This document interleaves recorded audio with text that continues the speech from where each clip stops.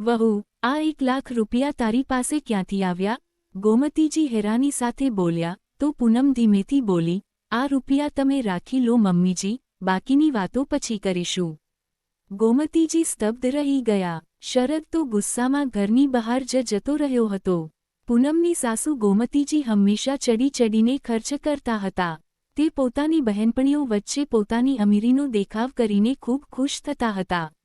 એક દિવસ તે કહેવા લાગ્યા કે આવતા મહિને મારી કેટલીક સહેલીઓ મને મળવા આવવાની છે, તો મારા રૂમમાં નવું એસી નંખાવી દો. પૂનમ ત્યાં જ પાસે ઊભી રહીને બધું સાંભળી રહી હતી. સાસુની વાત પૂરી થતાં જ તેનો ચહેરો ઉતરી ગયો.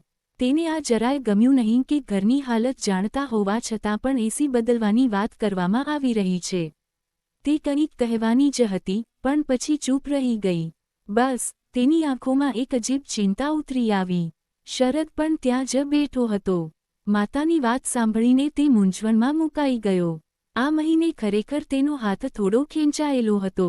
ઓફિસના ખર્ચાઓ, ઘરનું રાશન અને ઉપરથી કેટલાક જૂના બિલ, બધું એકસાથે ચાલી રહ્યું હતું. તે માતા તરફ જોવા લાગ્યો. પછી પૂનમ તરફ. બંનેની નજર મળી તો પૂનમે નજર ઝુકાવી લીધી.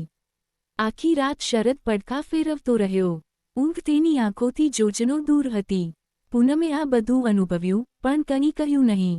બસ મનોમન નક્કી કરી લીધું કે સવારે તે સાસુ સાથે શાંતિથી વાત કરશે, કોઈ દલીલ કે તકરાર વગર. બીજી સવારે રસોડામાં હળવી ચહલપહલ હતી. પૂનમે ચા માટે દૂધ ઉકળવા મૂક્યું હતું. દૂધમાં હળવો ઉભરો આવતો ત્યારે તે ચમચીથી તેને ધીમે ધીમે હલાવતી. પાસે જ પાટા, સિલબટ્ટા પર લીલી કોથમીર, લીલા મરચાં અને થોડું લસણ નાખીને તે ચટણી પીસી રહી હતી. ચટણીની તાજી સુગંધ આખા રસોડામાં ફેલાઈ ગઈ હતી. ઉકળતી ચામાં આદુની મહેક ભળતા જ વાતાવરણમાં એક પોતીકાપણું ભરાઈ ગયું હતું. એવું લાગતું હતું જાણે રસોડું પોતે બોલી રહ્યું હોય. તે જ સમયે ગોમતીજી ચા લેવા માટે રસોડામાં આવ્યા. પૂનમે મોકો જોઈને ધીમા સ્વરે કહ્યું, મમ્મીજી, એક વાત કહું? અત્યારે ઘરની હાલત થોડી સાચવીને ચાલવાની છે. શરદ પણ કાલથી પરેશાન છે. એસીનું કામ થોડું પછી કરીએ તો? તેની વાત પૂરી પણ નહોતી થઈ કે ગોમતીજીનો ચહેરો ગુસ્સાથી લાલચોળ થઈ ગયો. ગુસ્સામાં બોલ્યા, વહુ, તું તો ગરીબ પરિવારમાંથી આવી છે. તારા પિયરમાં તો વિચારી વિચારીને વસ્તુઓ ખરીદાતી હશે, પણ મારે મારી સહેલીઓ સામે મારી શાન બતાવવી છે. તું આ વાતોમાં ન પડ, ચૂપ રહે.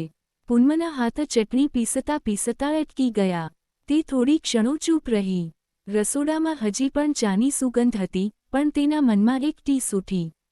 તેણે કંઈ પણ બોલ્યા વગર ફરીથી કામમાં લાગી જવું યોગ્ય માન્યું. પરંતુ ભીતર ક્યાંક આ વાત ઊંડે સુધી ઉતરી ગઈ હતી કે અહીં સમજદારી કરતાં દેખાવની કિંમત વધારે છે. પૂનમ શરૂઆતથી જ ખૂબ વિચારીને ખર્ચ કરતી હતી. સાચું તો એ હતું કે તેના પિયરની આર્થિક સ્થિતિ થોડી નબળી હતી. ત્યાં દરેક વસ્તુ જરૂરિયાત જોઈને લેવામાં આવતી હતી, મોજશોખ જોઈને નહીં. એ જ વાતાવરણમાં ઉછરેલી પૂનમને બાળપણથી જ આદત હતી કે પૈસા હાથમાં આવે તો પહેલાં એ વિચારવું કે ક્યાં જરૂરી છે અને ક્યાં નહીં. લગ્ન પછી પણ તેની આ આદત જળવાઈ રહી. ઘરના મહિનાભરના ખર્ચમાંથી તે ચૂપચાપ થોડા રૂપિયા અલગ રાખી દેતી હતી. ક્યારેક દવા માટે, તો ક્યારેક અચાનક આવી પડતી કોઈ જરૂરિયાત માટે. તેને લાગતું હતું કે ઘર ત્યારે જ સુરક્ષિત રહે છે જ્યારે મુશ્કેલ સમય માટે થોડો સહારો બચાવીને રાખવામાં આવે. પરંતુ જ્યારે તેણે ગોમતીજીને ફાલતુ ખર્ચ કરતા જોયા, ત્યારે તેનું મન વારંવાર ઉદાસ થઈ જતું. સહેલીઓ સામે દેખાવ, જરૂરિયાત કરતાં વધારે ખર્ચ અને પછી ઘરની હાલતની પરવા ન કરવી, આ બધું તેને અંદરથી કોરી ખાતું હતું. તે જાણતી હતી કે શરદની કમાણી મર્યાદિત છે. ઉપરથી મહિનાના અંતે હાથ તંગ હોવો એ કોઈ નવી વાત નથી, અને હવે સાસુનો નવું એસી નંખાવવાનો નિર્ણય. તે પણ ફક્ત એટલા માટે કે સહેલીઓ સામે શાન બતાવી શકાય. આ વિચારીને પૂનમનું મન ભારે થઈ ગયું. તેને એસીથી તકલીફ નહોતી, તકલીફ હતી એ વિચારધારાથી જેમાં ઘરની મજબૂરી કરતાં વધારે મહત્વ બહારના લોકોને બતાવવામાં આપવામાં આવતું હતું. રસોડામાં કામ કરતાં કરતાં પણ તેનું ધ્યાન વારંવાર આ જ વાત પર અટકી જતું હતું. તેને સમજાતું નહોતું કે તે પોતાની વાત કેવી રીતે રજૂ કરે જેથી વાત બગડે પણ નહીં અને ઘર પર વધારાનો બોજ પણ ન વધે. તેણે હળવા અવાજે કહ્યું, માજી, અત્યારે આ મહિને થોડું સાચવીને ચાલવું પડશે, આવતા મહિને જોઈએ. પણ ગોમતીજીનો ચહેરો કઠોર થઈ ગયો. તે બોલ્યા, હવે શું મારા આરામ માટે પણ વિચારવું પડશે? મારી સહેલીઓ આવશે તો શું કહેશે કે મારા ઘરમાં જૂનું એસી લાગેલું છે? પૂનમનું મન ભારે થઈ ગયું હતું. તેને લાગ્યું જાણે તેની મહેનત, તેની સમજદારી બધું આ દેખાડા સામે ક્યાંક દબાઈને રહી ગયું છે. શરદ ત્યાં જ બેઠો રહ્યો, મનોમન ગૂંચવાયેલો. તેને સમજાતું નહોતું કે માતાની ઈચ્છા પૂરી કરે કે ઘરની જવાબદારી. ડાઇનિંગ ટેબલ પર નાસ્તો સજાવેલો હતો. ગરમાગરમ પરાઠામાંથી વરાળ નીકળી રહી હતી. પાસે જ લીલી કોથમીરની ચટણી વાટકીમાં રાખી હતી અને ચાની સુગંધ આખા રૂમમાં ફેલાઈ રહી હતી. શરદ એક પરાઠું તોડી જ રહ્યો હતો કે ગોમતીજીએ અચાનક તે જ સમયે વાત છેડી. શરદ, મેં કાલે જે કહ્યું હતું ને, આ જ મહિને મારા રૂમમાં નવું એસી નંખાવી દેજે. સહેલીઓ આવવાની છે, જૂનું એસી હવે મારી ઇજ્જતને લાયક નથી રહ્યું. શરદનો હાથ ત્યાં જ અટકી ગયો. પરાઠું અડધું તૂટેલું થાળીમાં જ રહી ગયું. તેણે એક નજર ટેબલ પર રાખેલી વસ્તુઓ પર નાખી અને પછી માતા તરફ જોયું. ચહેરા પર સ્પષ્ટ પરેશાની દેખાઈ રહી હતી. તે ધીમેથી બોલ્યો, અત્યારે મારી પાસે રૂપિયા નથી માં. તેણે સીધા અને શાંત અવાજમાં કહ્યું, આ મહિને હાથ ખૂબ જ તંગ છે. આટલું સાંભળતા જ ગોમતીજીનો ચહેરો ગુસ્સાથી લાલ થઈ ગયો. ચાનો કપ તેમણે જોરથી ટેબલ પર મૂકી દીધો અને ગુસ્સામાં બોલ્યા, તો જો તું એસી નહીં લગાવે તો શું મારા રૂમમાં એસી નહીં લાગે? શું હું આ ઘરમાં સુખ શાંતિથી રહેવાની હકદાર પણ નથી? પૂનમ ચૂપચાપ આ બધું જોઈ રહી હતી. તેના હાથ ધ્રુજી ગયા હતા, પણ તે કંઈ બોલી નહીં. શરદની આંખોમાં મૂંઝવણ સાફ દેખાતી હતી. તેને સમજાતું નહોતું કે માતાને કેવી રીતે સમજાવે કે વાત ઈચ્છાની નથી, પરિસ્થિતિની છે. નાસ્તાની પ્લેટ એમ જ પડી રહી હતી અને ટેબલ પર ફેલાયેલી ચા અને પરાઠાની સુગંધ વચ્ચે એક ભારે સન્નાટો છવાઈ ગયો હતો. ગોમતીજી ગુસ્સામાં કહેવા લાગ્યા, હું ઉધાર લઈને પણ એસી નંખાવીશ, પણ ચોક્કસ નંખાવીશ. આ સાંભળીને તે પરેશાન થઈ ગયો. ગોમતીજી કહેવા લાગ્યા, હું મારા ઓળખીતા લોકો પાસેથી રૂપિયા માંગીશ. પછી તું તેમને ચૂકવી દેજે.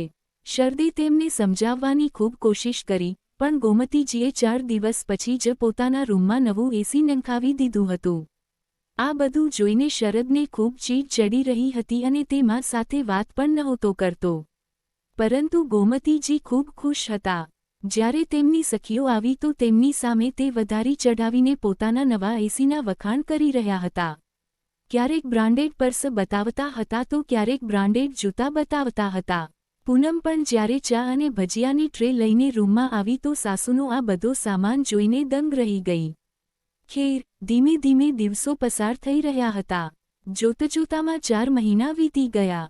શરદનો હાથ એટલો ખેંચાયેલો હતો કે તે ઉધાર ચૂકવી શકતો નહોતો. હવે રૂપિયા માંગવા માટે લોકો ઘર સુધી આવી રહ્યા હતા.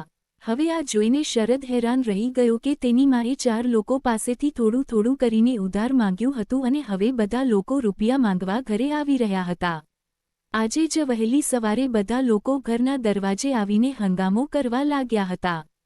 શરદ તો ગુસ્સામાં ઘરની બહાર નીકળી ગયો હતો. ત્યારે પૂનમે સાસુને પૂછ્યું, તમે કેટલું ઉધાર લીધું હતું? ત્યારે તેમણે અચકાતા કહ્યું, અલગ અલગ સમયે કુલ મળીને મેં 1 લાખ રૂપિયા ઉધાર લીધા હતા. આ સાંભળીને પૂનમ સ્તબ્ધ થઈ ગઈ. પણ પછી તેણે પોતાના બચાવેલા રૂપિયા ભેગા કર્યા અને બીજા દિવસે સાસુની હથેળીમાં રૂપિયા મૂકી દીધા અને કહ્યું, માજી, ભલે હું ગરીબ પરિવારમાંથી આવી છું, પણ હું કરકસરથી ઘર ચલાવતા જાણું છું અને રૂપિયા બચાવતા પણ જાણું છું. સાથે જ મને એ પણ ખબર છે કે કઈ વસ્તુ જરૂરિયાતની છે અને કઈ વસ્તુ માત્ર આપણો શોખ છે. હું ખોટો ખર્ચ નથી કરતી પણ મુશ્કેલ સમય માટે રૂપિયા બચાવીને રાખું છું, તો તેમાં ખોટું શું કરું છું? તે દિવસ પછી ગોમતીજી ધીમે ધીમે સમજી ગયા કે પૂનમની રીત સાચી છે. તેણે પૈસા બચાવવા, જરૂરી વસ્તુઓને ઓળખવા અને ઘરની વ્યવસ્થા સંભાળવામાં નિપુણતા બતાવી હતી. હવે તે ક્યારેય પૂનમને ગરીબ કહીને મેણા નહોતા મારતા અને ધીરે ધીરે તેમણે પોતાનો ખોટો ખર્ચ પણ ઓછો કરી દીધો હતો. પૂનમનો આત્મવિશ્વાસ અને સંયમ જોઈને શરદને પણ રાહત થઈ. તેણે વિચાર્યું કે ખરેખર પત્નીનો દૃષ્ટિકોણ અને સમજદારી પરિવારને કેટલી મજબૂતી આપી શકે છે. ઘરમાં હવે શાંતિ હતી અને દરેક વ્યક્તિએ અનુભવ્યું કે અસલી અમીરી માત્ર દેખાડામાં નથી, પણ વિચારી સમજીને ખર્ચ કરવામાં અને એકબીજાનું સન્માન કરવામાં છે. મિત્રો, અસલી અમીરી ફક્ત દેખાડામાં નથી હોતી પરંતુ સમજદારી, વિચારીને ખર્ચ કરવામાં અને પરિવાર પ્રત્યે સન્માન અને જવાબદારી નિભાવવામાં હોય છે. ખોટો ખર્ચ અને દેખાડો માત્ર સંબંધોમાં તણાવ લાવે છે, જ્યારે સંયમ અને વિવેકથી જ ઘરમાં શાંતિ અને સ્નેહ ટકી રહે છે. તો મિત્રો, જો તમને મારી લખેલી આ વાર્તા પસંદ આવી હોય તો કોમેન્ટ જરૂર કરજો અને નવી વાર્તાઓ માટે ફેન પ્લસ ચેનલને સબસ્ક્રાઇબ જરૂર કરજો. ધન્યવાદ.